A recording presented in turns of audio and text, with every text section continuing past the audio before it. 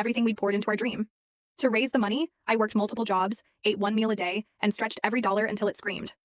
I pushed myself to the breaking point, just to scrape together enough for her medicine, switching to the cheapest, lowest quality generics we could find. But a compatible heart never came. I watched her waste away, growing thinner and more fragile, with each passing day. Just as I was about to lose all hope, my doctor pulled me aside. They had found a perfect match. The person who was a perfect match for Aurora was me. My thoughts snapped back to the present. Aurora stood on her tiptoes to kiss Chase's forehead, her eyes filled with an endless well of affection. If it wasn't for his heartless betrayal, how would I have ever met my little angel? She cooed.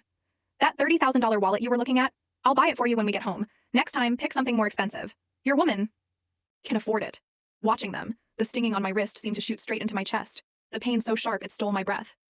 I wrenched my hand free from Aurora's unyielding grip, having no desire to be the broken measuring stick against which they proved their perfect love.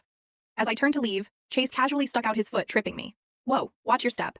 Silas, he exclaimed with false concern. I fell to my knees, the medical reports in my hand scattering at Aurora's feet. Seeing me fall, her face tightened, and she instinctively reached out to help me up. But Chase grabbed her arm. What's this? He asked, his eyes wide. His question drew Aurora's attention to the papers on the floor. She picked one up, her eyes scanning it quickly. Artificial heart replacement. A flash of fury crossed her face. She flung the report at me, the paper striking my cheek. Silas, I can't believe you'd stoop this low faking an illness for money. You're the same as you were 7 years ago. All you've ever cared about is money.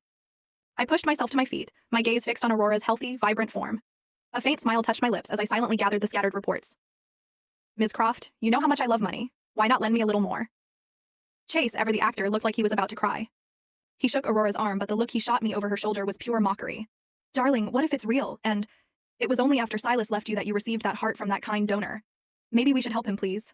His words seemed to remind her of my betrayal, of how I had abandoned her for money. The flicker of doubt in her eyes was instantly extinguished, replaced by a glacial coldness. The heart of a kind person can't save someone so heartless. He doesn't deserve it. She turned, pulling Chase with her. He continued to plead my case, but as he glanced back at me, the corner of his mouth curved into a vicious, triumphant smirk. Bent down and picked up the medical report, now covered in Chase's dusty footprints. Suddenly, my artificial heart gave a shudder, a mechanical tremor that didn't belong in a human body. My vision swam, and the figures of Aurora and Chase blurred into indistinct shapes. After a long moment, I wiped a trickle of blood from the corner of my mouth, my eyes tracing the words, artificial heart replacement. My fingers drifted to my chest, brushing over the scar that had been etched there for 7 long years. Even now, Aurora had no idea. The heart beating in her chest was mine. To keep following the story, head to my homepage for the rest. Don't miss out.